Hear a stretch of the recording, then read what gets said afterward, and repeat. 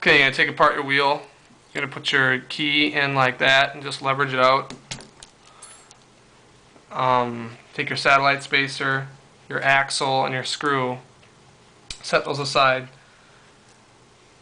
You have your bearing cover. You're going to put this on the inside. Do not poke the bearing cover.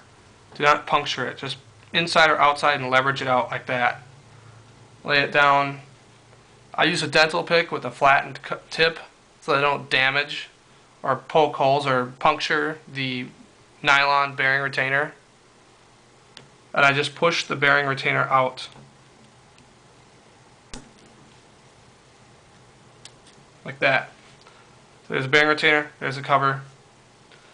And then you have 7 balls in there. Then you just kick them all to one side with your whatever tool you're using.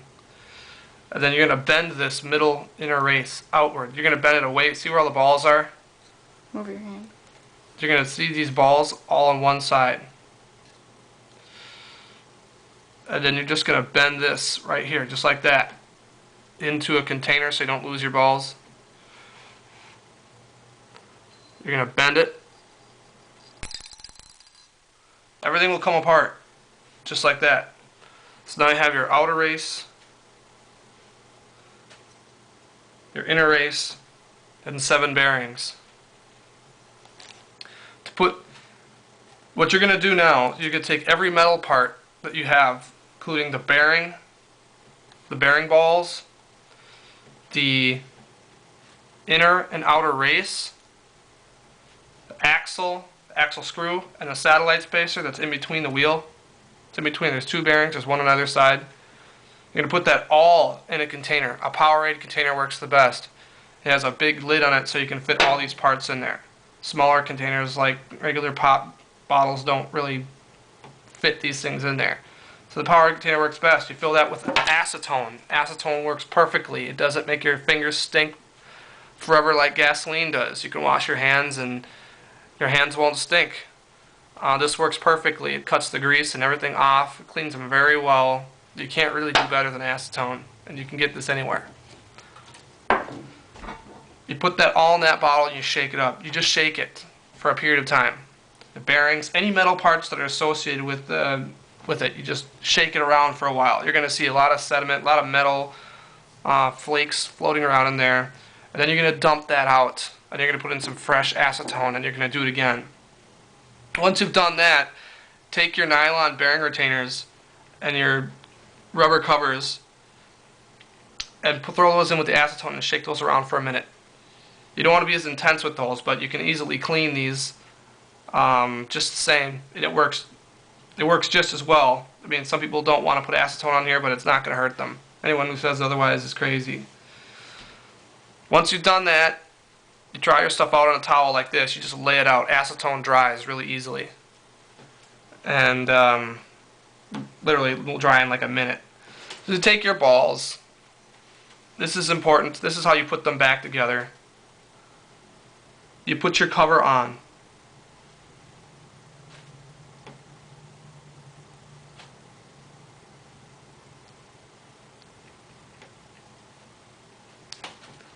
Should snap on. And then you put your inner race in the center, just like that, just like it would be. And then you just start pushing your bearing balls into the crevice between the inner and outer race, like that. The more you get in there, the more you just push them on top of each other. Let them push each other apart and drop in. It's the easiest way to get them in.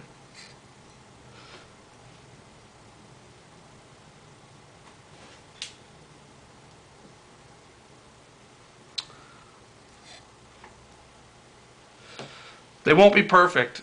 They'll be kind of in and out of the groove. Some of them will be in, some of them will be out. But use your thumb and twist the inner race like this, and they'll pop in. So here, these ones are in. And it spins freely. This one's already been cleaned and lubed, so it doesn't spin so freely. But ordinarily, if there's no lube on here, it's going to spin forever like crazy.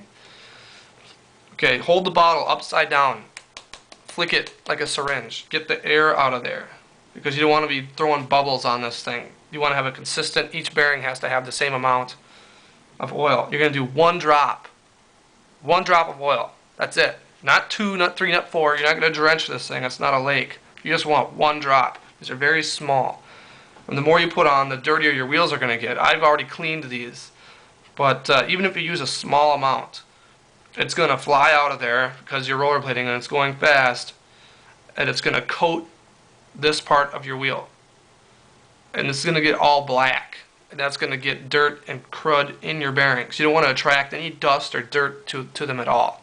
They do have covers, but that doesn't mean too much because you have an axle and these things are moving. So, you know, it's going to get in there. Last part of putting it back together is you space these out. I use a dental pick because it works so well. It's made to fit in your hand.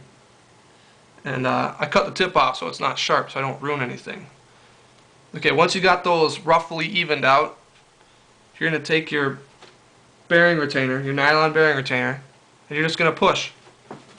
And you should hear a snap. You're just going to push it on like that. Then it's in. You don't want to push too hard, and you want to line them up, you know, well enough so that it'll snap on. Otherwise, you could crack that bearing retainer. Those are easily retainable. You can get them on the internet, but you don't want to crack it, so just be careful. It's not the end of the world if you do. You can always use it as is and wait till you get a new one. To take the cover off again, you just go inside, leverage it out. At this point, this is when you do the oiling. 1 drop. That's it. And you're done. You put your cover back on. That's all there is to it. You do that. If you rollerblade, you're going to have to do that 16 times. I use rollerblades. I use Crossfire XTs, and they come with an SG9 bearing. The SG9 bearing has a double crimped bearing retainer on the other side. It's metal. And it really hugs those bearings in there a lot. It's very well made and manufactured. It's very tough. It doesn't roll very well in comparison to these Bones bearings, which I have. I would buy Bones if I were you. They're easy to take apart. You can service them and clean them a million times. They'll last you forever. Of course, they'll get sucky over time, but everything has diminishing returns, even this SG9, even though it's really tough. If you're interested in speed, you want to go up to like an this SG9 is the best you can get at Rollerblade. If you buy a speed skate from Rollerblade, they're going to give you an HTO bearing. And those, in my opinion, still aren't as good as these Bones bearings, these Bones Swiss bearings you can get. They have ceramics, which are like $280 or something like that for a setup of on your rollerblades. It's expensive, but think about, you know, how long you're going to have them and what you like to do.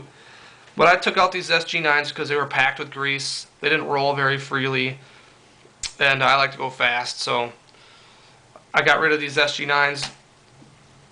This is what it looks like it has. These aren't serviceable either.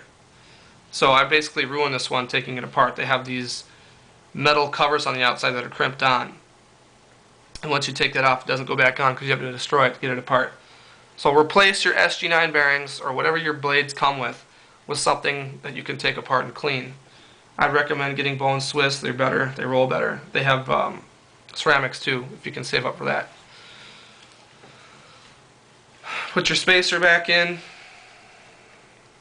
Put the bearing back in, cover side out. Shove it in there. Of course, if you're going to be putting it back in your frame, so you're ready to roll. I would want to mention also that you need to clean these parts inside and out because these are just as important as the bearings are. You're putting your axle in there and there's dirt in there and it's going to attract dirt, dust, and grime. So clean these out inside and out. Put a rag with your key tool in there and clean it out. Inside and out, both sides. And clean your trucks out too. And that should do it. So it's worth it. It's worth cleaning your bearings out. Makes them last longer.